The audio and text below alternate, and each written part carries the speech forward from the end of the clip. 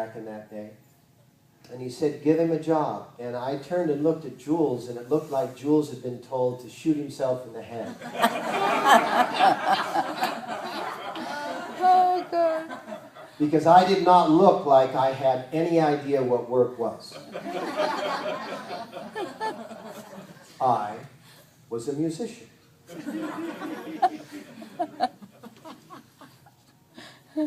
And so Jules said the obvious thing. What am I supposed to have him do? And Yogi Bhajan said, the worst, hardest jobs you have.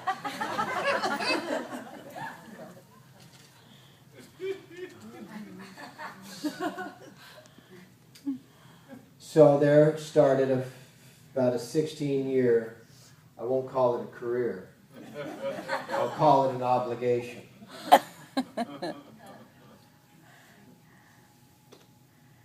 In 1980, that all took place in 1969. In 1980, any of those of you who were alive then and registering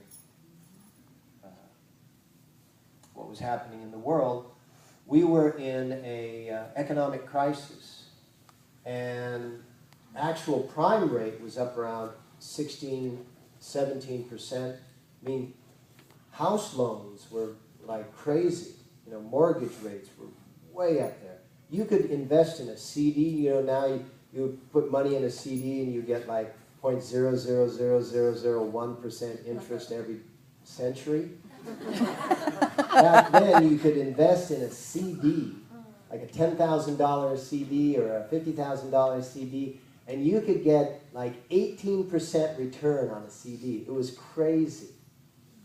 And we were about to go into the savings and loan crisis, which is all manufactured. You know, I mean, this is all just, money is trust. And so when people start to lose trust, that's when money goes a little crazy.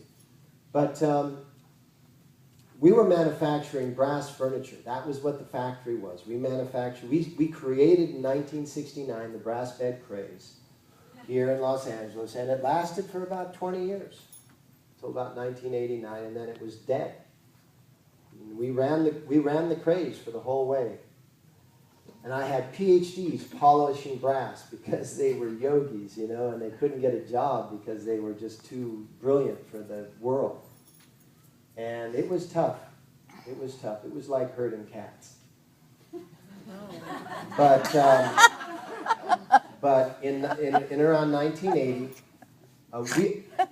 here I was dressed like this, flying all over. I would fly to New York to sell J.C. Penney's. I would fly to Chicago to sell Sears and Roebuck. I mean, those were the stores in those days. They probably don't hardly exist today. I even went to the May Company here in Los Angeles, which at the time had 33 stores. And the guy said, and this was by the time we had competitors, people that copied us. And he says, well, why should I buy from you and not from these other companies that, you know? And I just right out of the center of my core said, Jim, my people have been in the brass business for over 1,000 years.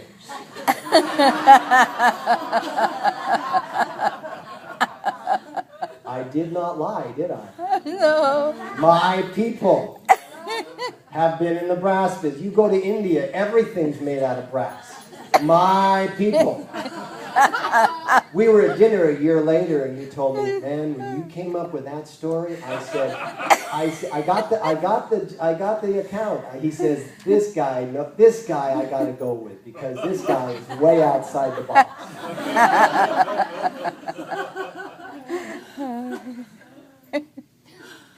But in 1980, the economy was collapsing, so all of these stores were going into their warehouses and taking a hammer and hitting their goods and sending them back to us completely damaged and unsaleable and all that. And suddenly we had, like, in those days, we were upside down somewhere between $300,000 and $500,000. Like, we didn't have nothing, we had negative nothing. I mean, it's like, we bring $300,000 into account, we can start paying our bills, maybe. Like, we were in big trouble. trouble. And Yogi Bhajan took me aside and he said, the learning curve will not serve you. You must escape it. And he drew me this drawing of the definition of time. This is a redrawing of what he drew, of the definition of time. He said, your answer is not in the linear progression of time. The answer to your dilemma, just like the answer to a dilemma of health, just like the answer to any dilemma, economic dilemma, health dilemma, social dilemma, relational dilemma, is not within the linear curve of normal time, of collective, mutually agreeable time. The resolution is when you actually get into that state of what most people in a normal state call crazy. When you escape the linear pattern of time because of this vast openness of the heart brain is actually medically what it actually is. And you absorb data at a rate that is not normal. So if you look at this drawing that he drew me, you'll see what he was saying. See this black line here? This spike, and I'll swing back around. This spike has just taken the awareness and the observation to a level that would not normally occur for a period of time. That period of time could be a day, a month, a year, 10 years.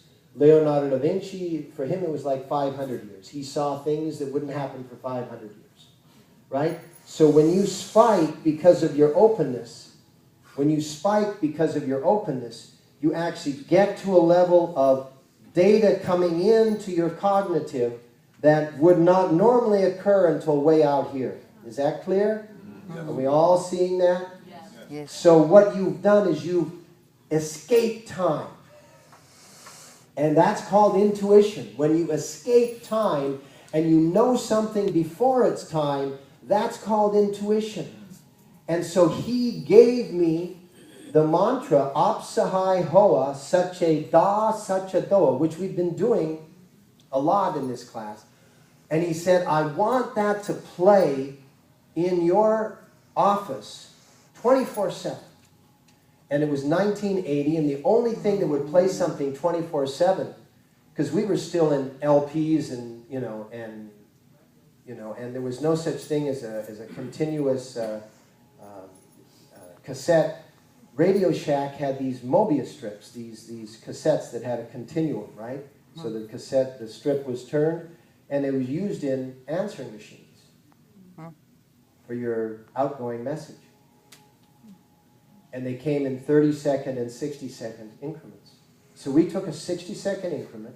We recorded Apsahai Hoa Sache Da Sache Doa Had Had Had for 60 seconds, put it in this little cassette recorder, and played it until it ran all the ferrous oxide off the plastic tape and disappeared. It quit.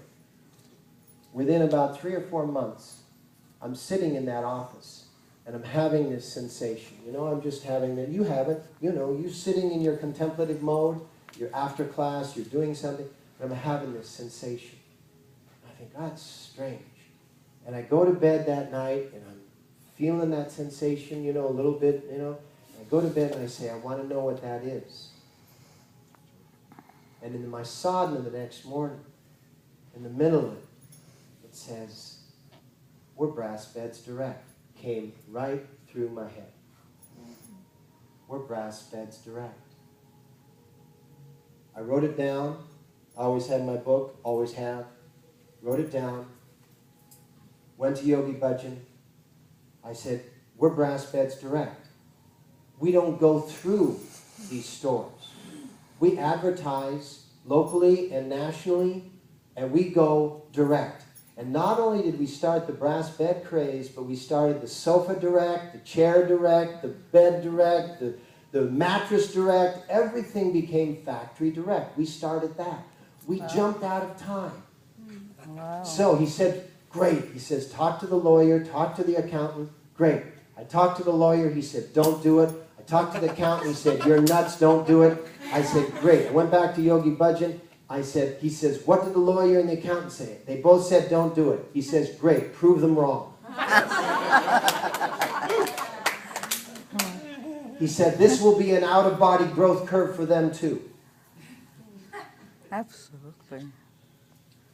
So what the point of the class is this morning is that if you jump outside of the normal growth curve, instead of seeing the illusion of the shell, you see the infinity of the seed. Instead of seeing the illusion of the shell, which is the objects and the people that are all around you, you go through, and that's when you can see God in all. Didn't he always say, if you don't see God in all, you do not see God at all? It's not that you're seeing God in the jerk that's doing the jerky things. Oh, that's just God. No, that's just bullshit.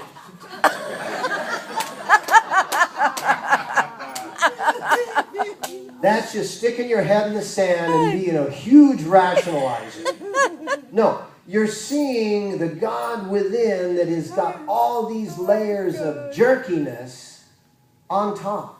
And you're seeing not only the jerkiness on top of those, but you're seeing how each of those levels of jerkiness got applied. Oh. And if you have the time, you could actually spend the time in communication with that person.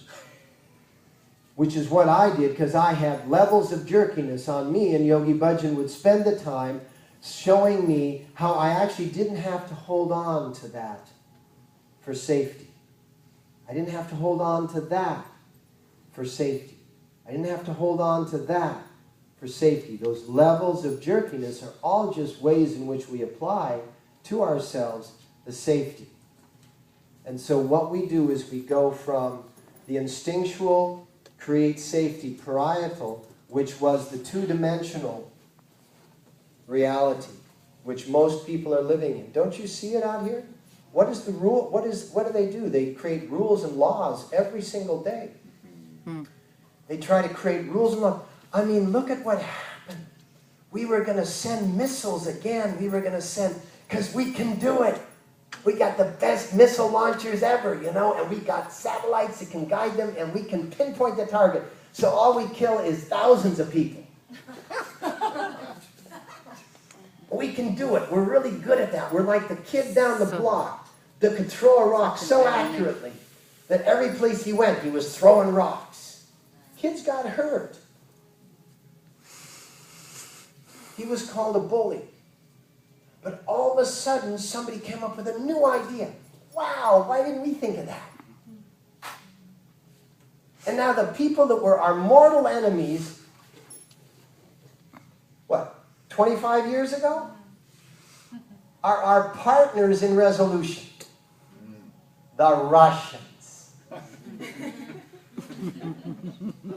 One of the things that changed everybody's brain about the Russians. You remember when Sting came out with a song? The Russians must love their children too. Remember that? Yep. All of a sudden, people stopped thinking of Russians, and they started thinking of parents. Just a slight switch in the observing lens, and suddenly things change.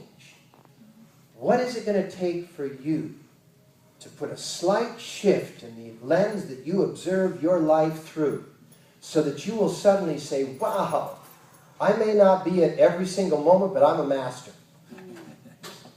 I may not be at every single moment, but I'm awakening, I'm enlightened. I may not be at every single moment, but by golly, the moment that I am already is, because hummy hum brum hum, what is to be already is, because you can't add to infinity. You can't say infinity plus.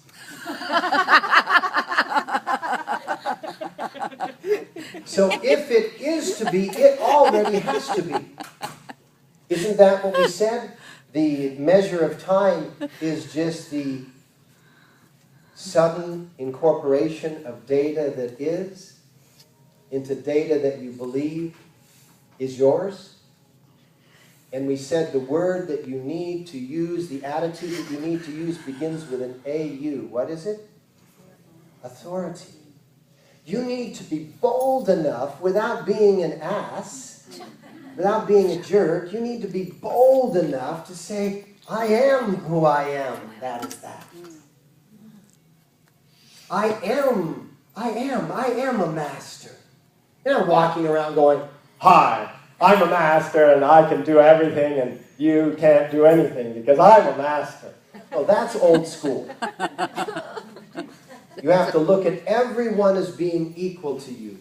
And the way it happens is that you move from the two-dimensional reticular formation, which is right, wrong, good, bad, yes, no, moving on beyond the parietal lobes, which is the three-dimensional and four-dimensional memory of time moves at this pace. And you need to jump into the heart brain, which all children live in, which is a state of openness.